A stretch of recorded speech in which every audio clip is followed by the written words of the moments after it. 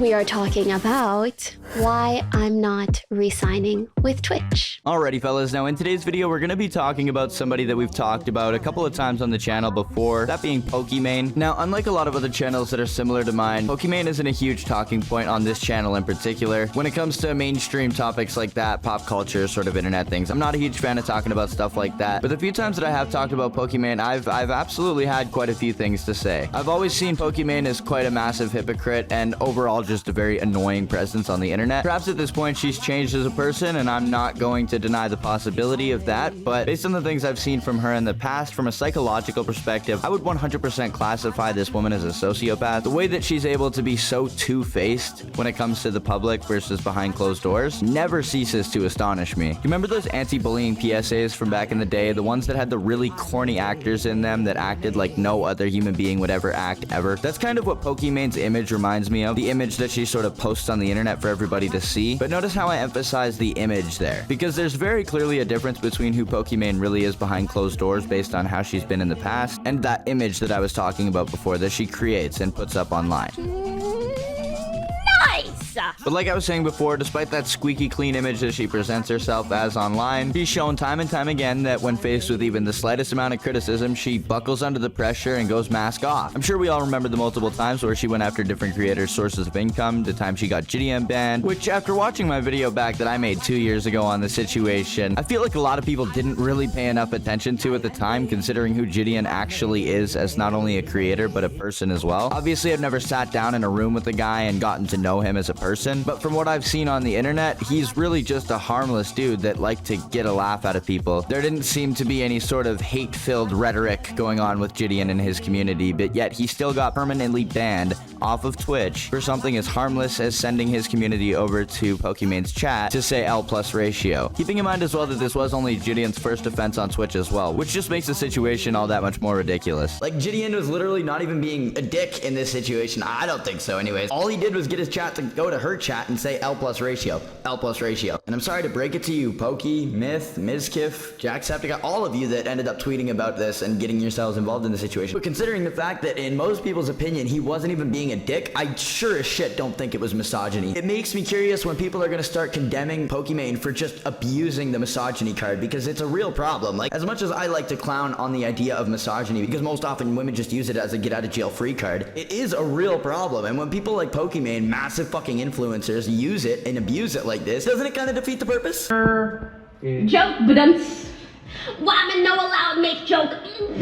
Why is it that when she gets like over the top salty, she actually acts like a fucking 4-year-old with Down syndrome? Can I just say that at no point did anybody ever say that women can't make jokes? This is literally a perfect example of her crying wolf, except, you know, crying misogyny in this instance. There's nobody saying that women can't make jokes, yet this is immediately what she turns to. You know what I mean? Why is that immediately what you fucking go to? I don't even think this is anything anybody ever really used against her in an argument or anything. I don't think that was the case, and yet she still just immediately turns to, this is misogyny, treat women equally, just like you would treat a man. Okay, first of all, I'm gonna be real fucking based for a second. You women, you don't want that. There's so much more to equal treatment than you really fucking understand, or I think you would even want. So maybe think about that statement a little bit before you say it. If there's any ladies watching this video, what if a guy comes up to you at the bar and he does something weird, like grabs your ass or something like that, and you turn around and give him attitude? Listen, if a guy gives a guy attitude in a bar, he gets punched in the fucking face. I don't think women want that. I think the privileges that you have right now as women is pretty fucking golden, okay? In a lot of cases that, you know, asking for misogyny to stop, asking for equal treatment for women would make a lot of sense. But again, I think you guys might want to think this through a little bit. And that's before we even factor in how much special treatment that women get on social media in general. You know what I mean? I'm not talking about from the audience, from the fans, from other creators or anything like that. I'm talking from the people who run the platforms. Objectively speaking, women get special treatment on Twitch. God, dude, that is actually so funny. I always wondered why that video did so well back in the day. I probably had like 100 subscribers when that video came out. But the reason that video did so well is because it was almost red pill content before red pill content existed. I was filling a gap in the market before I even realized realized it. I understand that no matter what I say, my content is going to be lumped into that category to some degree by a certain percentage of people that watch it, but I do want it to be known that I don't mean to like come off as super red-pilled or anything like that in my content. If you went to the source and asked me directly, I would say I'm a lot more neutral than red-pilled, but at the end of the day, people are gonna, you know, come to their assumptions. I just figured I'd say that first things first in this video. Anyways, fellas, as you can see, we do have a very strong opinion of Pokimane here on the channel, and it's not a very positive one. And without even really scratching the surface, I'm pretty sure anybody that stuck around this long in the video can understand exactly why. Most people in my position with a small commentary channel would probably have a massive plethora of back catalog videos talking about Pokimane. Well, like I referenced earlier, my channel's a bit of an anomaly in that regard. We've only talked about Pokimane once per year, funnily enough. So when I do eventually get around to talking about her on the channel and making a video about her and what she's been up to, I end up having quite a bit to say. Honestly, I wouldn't be surprised if I end up talking about Pokimane a little bit more going forward on the channel, as she is definitely a content mine for somebody in my position, and I always have a lot to say about her, so don't be surprised if you see more videos on Pokimane on this channel. The reason we're actually here talking about Pokimane today, though, is because she's actually quitting Twitch. She's not quitting streaming or anything like that, but she is officially going to be jumping off of the burning ship that Twitch has become over the past couple of years. And I know, I'm just as surprised as the rest of you fellas. For the first time in I don't know how long, we can finally say that Pokimane has made an objectively good decision here, as opposed to the alternative. Really want to put my logo on that one. Aha!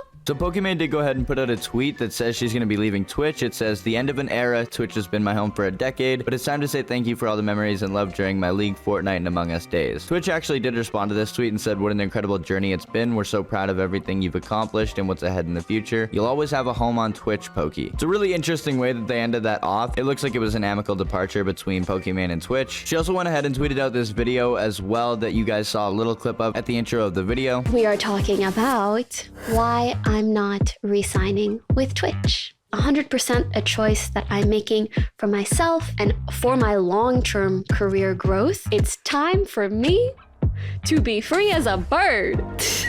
I'm gonna be gaming until I'm literally 80 in a rocking chair playing TFT on my phone. But me and Twitch, hello, we're two separate things. There might be certain details that I have to cut out because legal and my managers literally tell me to, but I will tell you guys the things maybe not everybody knows.